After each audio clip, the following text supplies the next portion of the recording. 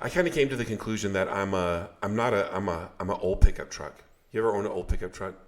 Can you run outside in the morning and jump into that pickup truck and just start it and go to work? It's got to warm up. You got to warm it up. Sometimes you got to choke it. Sometimes you got to check and make sure that there's radiator fluid in there.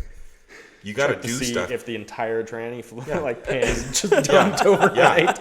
You can't just jump into an old pickup truck and drive off. You got to do some stuff in the morning. You have to do some stuff throughout the day to make sure that it's going to continually run. And if you do those things, that old pickup truck, man, it will take you hunting. It will take you to work. That thing will not break down, but you got to make sure that there's air in that back right tire. You got to check it. You have to. I'm an old pickup truck, and I know that if I don't do these things, I will run poorly.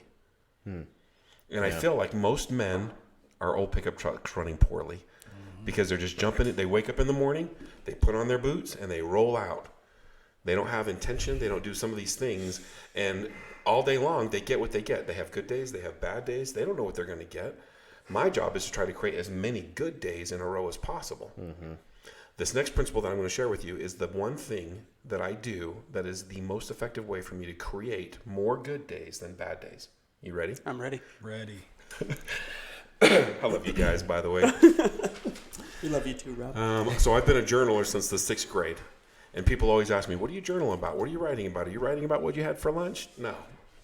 That's not what I'm writing about. There's a gentleman named Tony Robbins. You may have heard of him. He's kind of a big deal. He talks about your RAS, your reticular activating system. The way that works is that when you're looking to buy a white Ford F-150, guess what you see everywhere? White Ford F-150s. Man, there's a bunch. There's a bunch of those on the road. There was a bush that my wife wanted to buy to put in the front yard, and I'd never seen it before. And she pulled it up online and looked at it. I'm like, oh yeah, that's a great bush. And now guess what I see in everyone's yard all the time? That bush with the same cool leaves. I've never seen it before. The RAS is always looking for what it is we ask it to look for. If I decide that I want to look for a reason to be mad at my wife, guess what I'm going to find? A reason to be mad at your wife. Find that reason. Easy. It's easy to do. If I'm looking for a reason to be mad at work, hate my job, to be unfit, to choose, I can find reasons. I can convince myself, and I will find the evidence to convince myself of that thing. Do you follow me? Yeah. You make space in your own life for that thing. If I believe that all Eskimos are left-handed, every Eskimo that I meet, I'm going to believe is left-handed. If all liberals are dumb, then all the liberals I meet, I'm going to assume are dumb. It's absolutely a false belief, but that's what I will look for, and I will find evidence to that case. Right. Always. So if that's true, then how can I use this tool to effectively make my life better? How can I start looking for those white Ford F-150s? Because that's what I'm really into. Does that make sense? Mm-hmm. So every morning I get my journal, and for 5 minutes, I set the timer, the egg timer, it's going. I write, I am, 2 very powerful words. We can talk about this another time. Thankful for Jared Bayless. I am thankful for my health. I am thankful for my home. I am thankful for my motorcycle. I am thankful for my job. I am thankful for my success. I am thankful for. I don't write I am thankful for one time and a list of things. I write the words I am thankful for. And then I write these things down. I write down the things that I am thankful for. Sometimes if I don't raise my frequency and get into a place of gratitude, I'll let that timer ding and I'll go again and I'll fill up a whole page. If you look at my journal, there's pages and pages of, and it gets hard. If I can easily for 5 minutes write down, I'm thankful for, I can go through it really quickly. My gratitude gauge is full. The gas tank is full. If it's hard to go for 5 minutes, sometimes it's very difficult for me to think of a single thing that I'm thankful for, then I know that my heart is empty and my gratitude gauge needs to be filled up, and I need to work on that until I feel gratitude. Once I find out what I'm thankful for, then what do I see all day? The stuff you're thankful for. All damn day. I'm thinking about, man, I am thankful for that.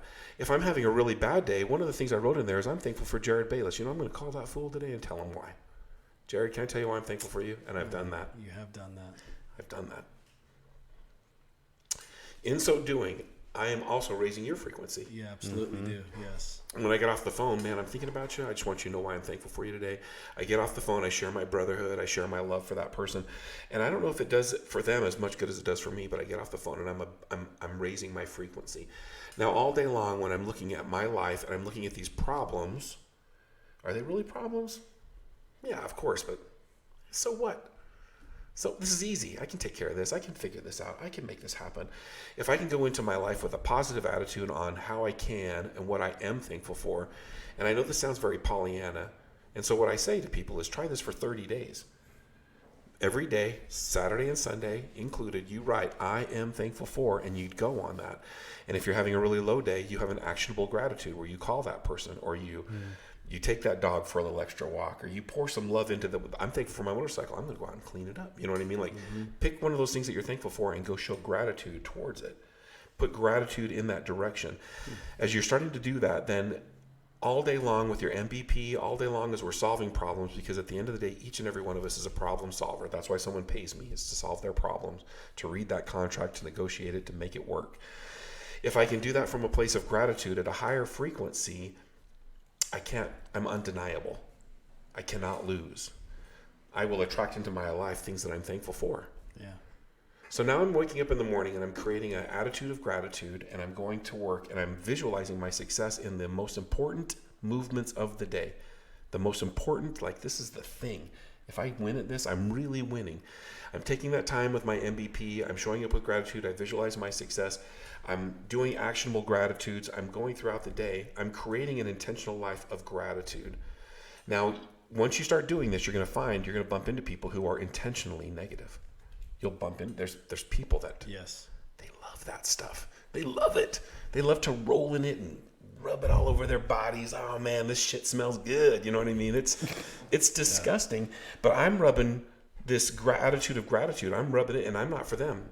They run away from me because I'm not their jam. I'm less super positive, and I don't always feel that way. I'm going to tell you, sometimes I roll out of bed. This morning I rolled out of bed feeling like I had 1,000,000 pounds of weight on my shoulders. I've got so much that needs to happen in the next 43 days. I'm not even going to get started. It's just a tremendous amount of pressure. I could have spent all day in that. I could have been paralyzed by that. But I don't choose to be that. I choose to live in gratitude. I choose to live in light. I choose to make those choices and attract into my life the miracles and see the miracles and appreciate the miracles, even as they're little, even if they're tiny, because I'm thankful for them. And that's one of the things I'm thankful for. Now, as I'm doing this over and over again, people will be like, well, don't you just write the same things down? Aren't you writing the same thing down? You're thankful for your little girl. You're thankful for your motorcycle. You're thankful for your wife. Yeah, I do. And in so doing, I define my why. You and I, as a man, have to have a clear why. We have to have a hill to charge. If we don't have a hill to charge, Alec, we are living a purposeless life. We feel listless. We feel like, what am I even doing right now? Like, look, I just had another birthday and I just did the same year as I did the last year. Like, I am not growing. I need a hill to charge, and I won't charge that hill unless I'm clearly charging it for a reason. Men that carry that flag up the hill will charge a hill. I'm charging the hill because those are my colors. That's my why. Mm-hmm. If you don't know what your why is as a man, you do not have the battery to continually run successfully every day. You will burn out because you don't know why you're doing it. Yeah. I don't know why I'm charging the hill. It's because I'm supposed to? Because my boss said I'm doing a good job? Why am I doing this? This is called the midlife crisis. You don't have a defined why. I'm inviting you guys to write in your journal every day, I am thankful for, I am thankful for. Find the things that you're thankful for. And there's going to be 3 or 5 things that are in there every day. I'm thankful for my girls. I'm thankful for my wife. I'm thankful for the freedoms that I have in my life. I'm thankful for my healthy body. If I'm thankful for that every day, do you think I'm going to eat an extra piece of cake? I might have a piece of cake, but do you think I'll have the extra piece? No. My why is to live healthy. My why is to slide into that coffin completely healthy. Like, I'm going to be the most healthy dead dude you've ever seen because up to the day I die, I don't want to miss an opportunity to go on that motorcycle ride, to go on that walk, to do the things that bring me joy. There's my why. That's a hill that I can charge. The reason that I keep bringing up the why, I keep coming over and over again, because when I first got into real estate, my coaches kept saying, well, what's your why? What's your driving purpose? And I didn't know. For about 3 years, I had no idea why I was working so damn hard. Harder than any other real estate agent in my brokerage. Harder than any rookie of the year. Harder. I was working hard. Why? I burned out. Once I started to realize that every day as I was writing down, I am thankful for this, that showed up every time, my why became super clear, and I'll take a bullet for my why. I will. I would die on that hill because it's so valuable and important to me as a man to know the reason that I'm getting out of bed today is because these 3 things matter to me, and these 3 things are the thing. This is it. I'm killing dragons today. I'm doing hard stuff today because I know why I'm doing it. I'm not doing it for significance anymore. I don't care if someone pats me on the back and says, you're doing a hell of a job. I know I'm doing a hell of a job. I don't care if someone's like, I really like you. I think you're cool. That doesn't matter to me.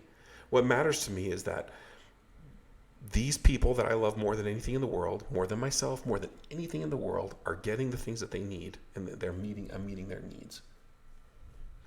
The second thing is that I have my pillars, and those things will never be. I'm not going to lie to you.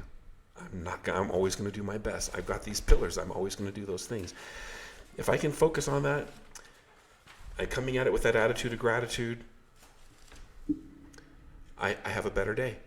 I have a better day. I'm going to roll out of bed, and I'm not going to think, oh man, Monday, God, today I have to go to work, and I have to take my clothes to the dry cleaner. I'm just like, guess what I get to do today? Guess what I get to do? And I've got the clear list of those things. I've already seen me win the Super Bowl in all of those things.